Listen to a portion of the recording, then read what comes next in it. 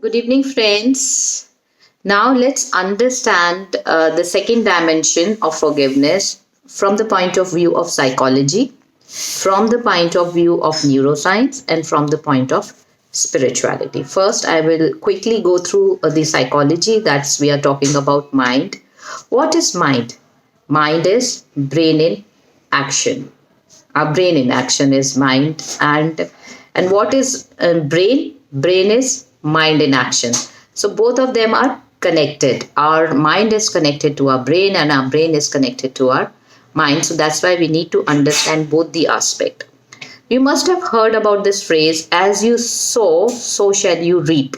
What does that mean? Whatever kind of a thoughts you're having, you are going to the outcome is going to be same. So if we are thinking about negative thoughts, now what are these negative thoughts all about? We are feeling sad, we feel depressed, we have anger, we have fear, we have anxiety.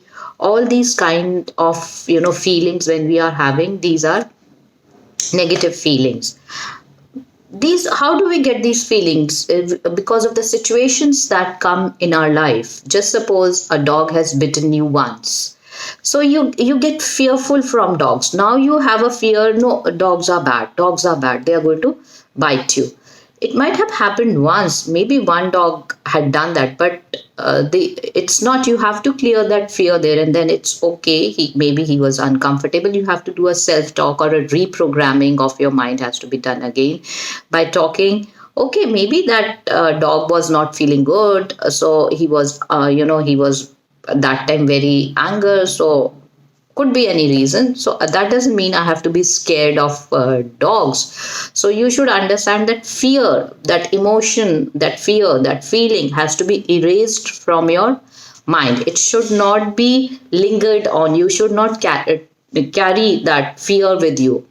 And as a parent also, we must have seen, we keep telling our children about exams, and they are always fearful about exams. Why? Because we create that kind of an environment or circumstances, and that fear is always there. It's rooted, deep rooted. So now you can understand small things we are going in every situation, we are going what we are doing. So we have to be in that awareness, what kind of a thought I am thinking and what I'm speaking.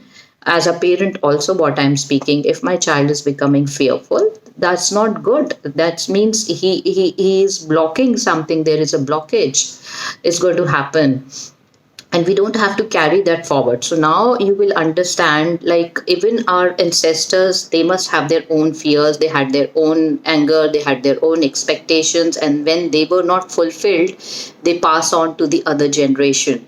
Sometimes someone wants to do something and they are not able to do in their lifetime, and then they want their child to do it. But as individual, we need to understand all of us are individual, and we can't expect others to do it. If we haven't done it, it's our duty only to complete our life journey, no one else. But when awareness is not there, in unawareness, we do such kind of a things.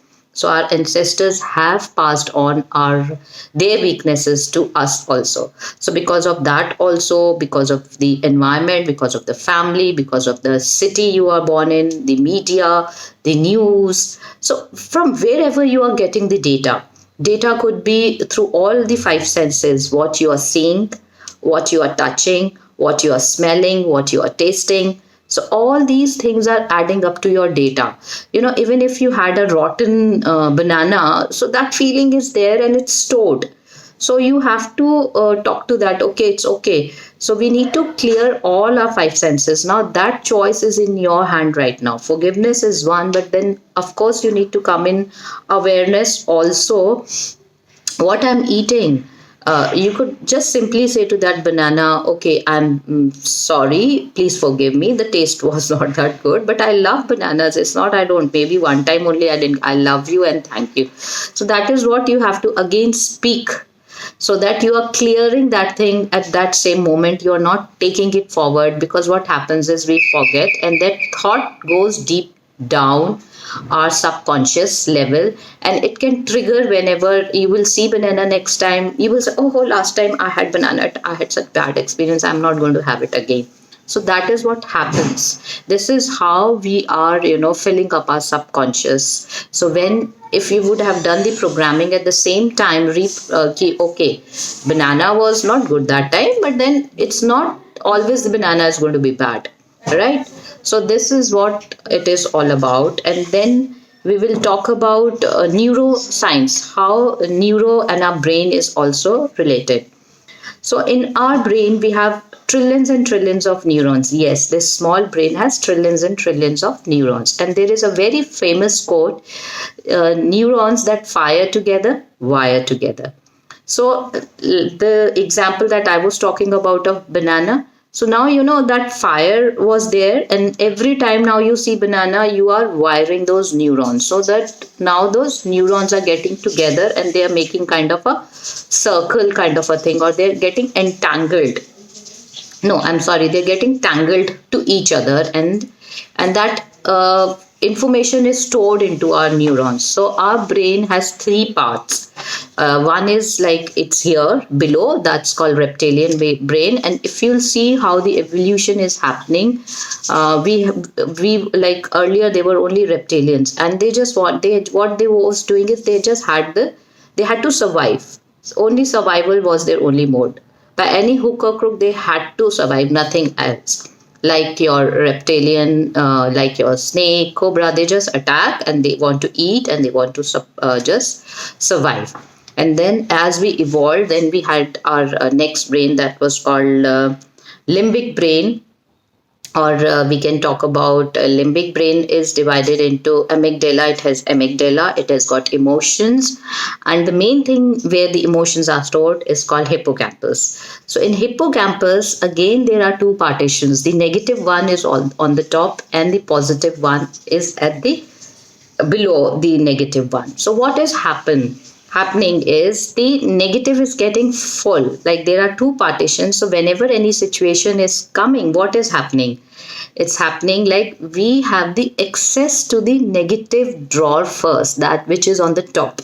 So we are accessing, anything happens, we will have a negative thought first, we will never have a positive thoughts. So if just suppose I have lost my keys, or I've lost my jewelry, so the first thought that will come, oh, maybe that, my maid came, she must have taken it. So such a negative thought we get into our mind. Why? Because we have been feeding our brain, our neurons with the negative thoughts only, and that becomes, we've been practicing that, so that comes spontaneously into our thoughts. And positive thought is little below. So we need to work hard and we need to really practice positive thoughts. So just to erase the memory of one negative thought, the survey has been done.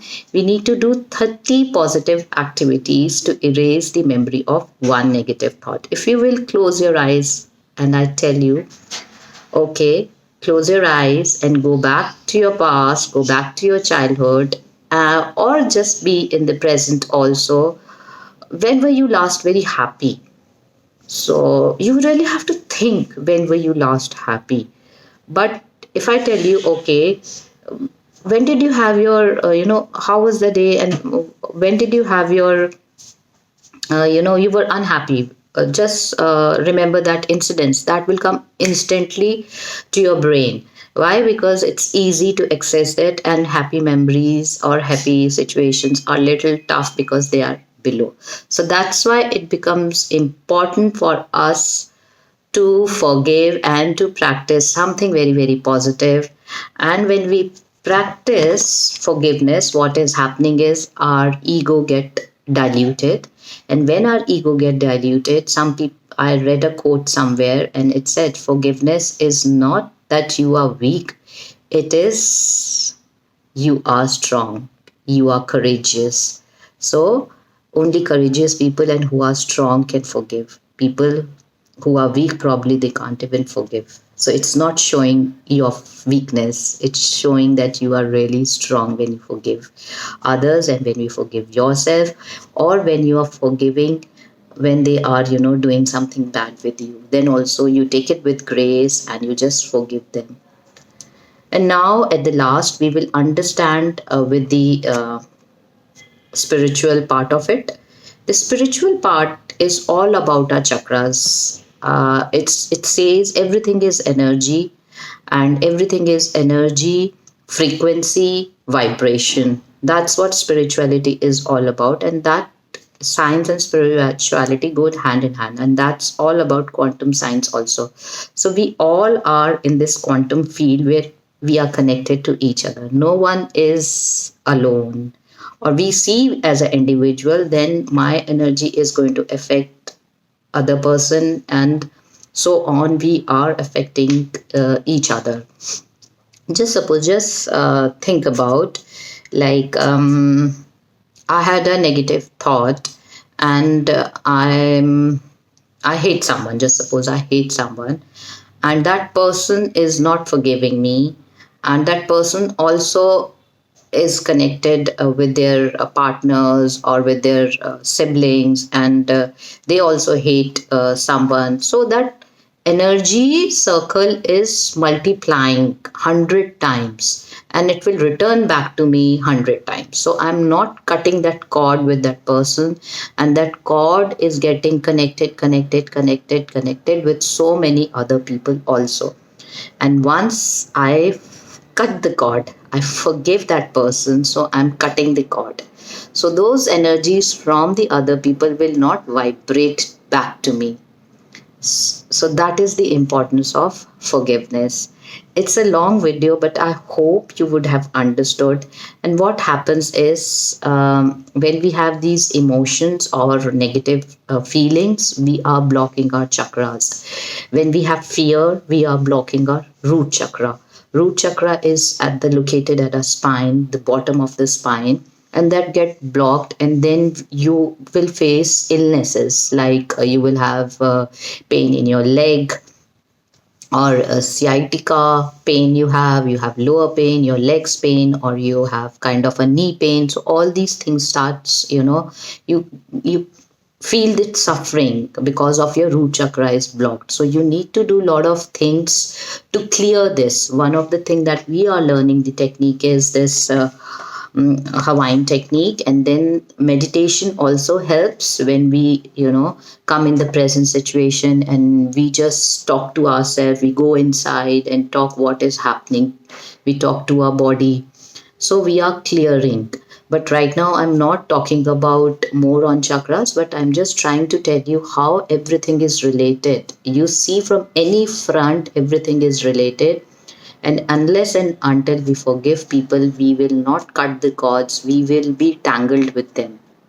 So when we are tangled with them, then their energies are also going to affect us, because in this quantum field, every one of us is related. That we have understood through COVID also, how it started and how it spread so quickly throughout the world, isn't it? So I hope I have made everything clear. And tomorrow, day two, we'll be doing some case studies or some kind of stories, how these healing technique can help you and heal you in different ways, and where all can we use this technique. The last day we will be doing the meditation part of it, but the last day we will have more studies also, case studies. I will be giving you some reflection questions also, so you can go through them and answer them. And if you want anything else, do let me know. I will be more than happy to share with you. Thank you so very much.